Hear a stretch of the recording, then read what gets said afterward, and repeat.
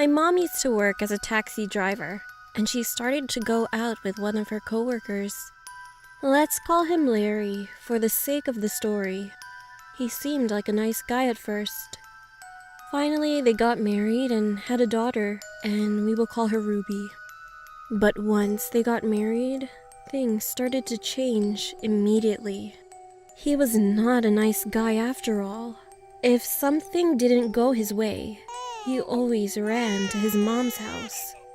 Because in her mind, he was still her baby, even though he was a 50-year-old man. He was such a mama's boy.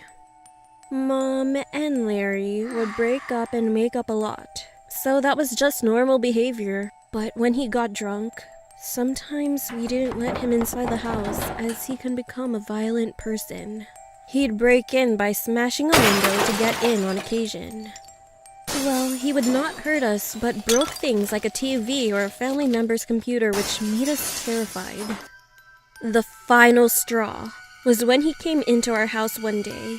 He kidnapped Ruby and ran away for 2 days until the police arrested him and brought Ruby back home, even though Larry was her dad.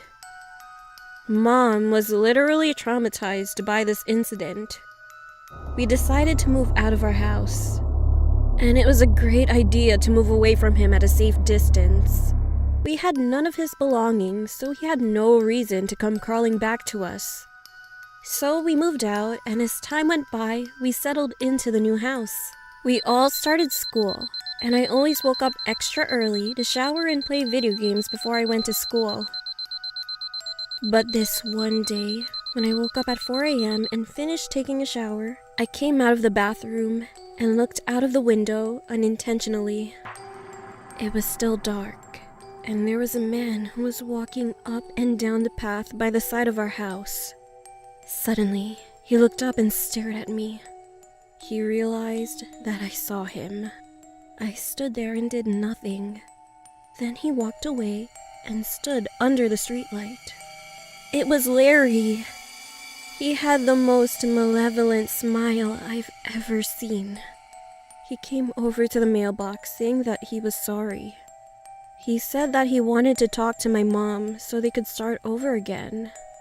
I ran to Mom and woke her up, but we decided to call the police instead of letting him inside. About 10 minutes later, the police came to arrest him. They found out that he drove a car while drunk and left it halfway up the road.